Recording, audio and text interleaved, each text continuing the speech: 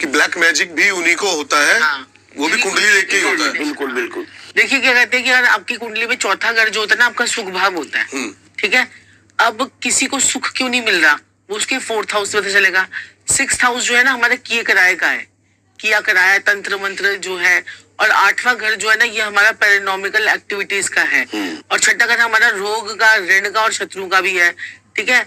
अगर आपका 4th house का लॉर्ड 8th हाउस में बैठ जाए, या 6th हाउस का लॉर्ड अगर आपका 8th हाउस में बैठ जाए, या 8th हाउस जो कि शमशान का घर है, उसका स्वामी आपका 4th हाउस में आके बैठ जाए, तो आपके ऊपर तंत्र मंत्र हो जाएगा।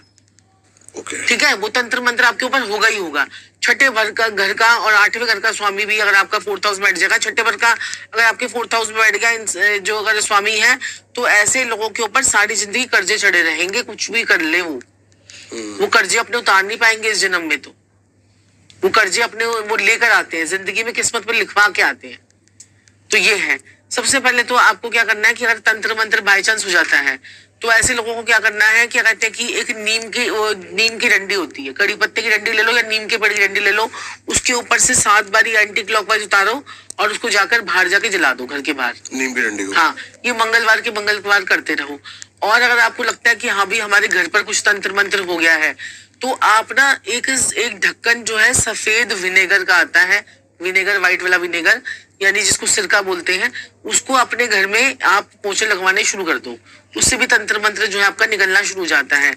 और दूसरा क्या कहते हैं कि अगर आपके घर में तंत्र मंत्र अगर आपको लगता है, तो थोड़ी थोड़ी पीली पीली सरसों हर कोने कोने में आप डाल दो और उसको 2-3 घंटे के बाद उसकी सफाई कर लो, तो उससे भी तंत्र मंत्र जो है वो निकल जाता है, दूर हो जाता है। और अगर आपने देखना है कि भाई तंत्र मंत्र है कि नहीं आपके घर में, तो आप क्या कीजिए, 7 लौंग लीजिए, उसे पूरे घर में घुमाइए, हर कमरे में जाके घुमाइए अच्छी तरह से, हाथ में पकड़ के। और वो पानी लीजिए, एक कटोरी में ले लीजिए, उसमें 7 लौंग डाल दीजिए, ठीक है। उसको डाल के रखिए रात से सुबह तक, या थोड़ी देर 1-2 घंटे, या जैसे भी आधा 1 घंटा। और जितनी वो लौंग सीधी रहेंगी, उतनी कम आपकी नेगेटिव एनर्जी है लेटी हुई। और अगर खड़ी हो जाएगी तो आप समझ जाइए कि नेगेटिविटी आपके घर में बहुत ज्यादा है। ओके, ये बहुत बढ़िया उपाय है, बहुत बढ़िया। अगर लौंग खड़ी हो गई तो समझ लीजिए कि दिक्कत है आपके घर में, और लेटी रही तो समझ लीजिए परेशानी ये है।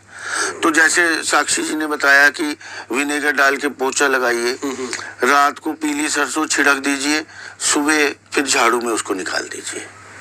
सिंपल, सस्ता, अगर आप चाहते हैं सस्ता हो। और बहुत किसी पर ज्यादा है ये चीज, ग्रह क्लेश हो रहे हैं इसकी वजह से, देखिए बहुत ज्यादा दिक्कत आ रही है, तो कहीं ना कहीं ग्रह खराब है, पत्रिका जरूर दिखाइए एक बारी, ठीक है। देखिए जरूरी है।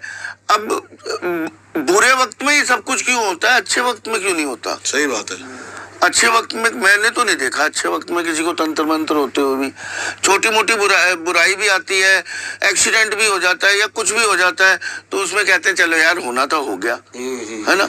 जब बहुत बुरा वक्त होता है ना, पैसा नहीं आ रहा, घर में कलेश हो रहे हैं, एक्सीडेंट हो गया, कामकाज बंद हो गया, जब बुरा वक्त होता है तभी क्यों याद आता है तंत्र मंत्र, जो सच्ची बात है।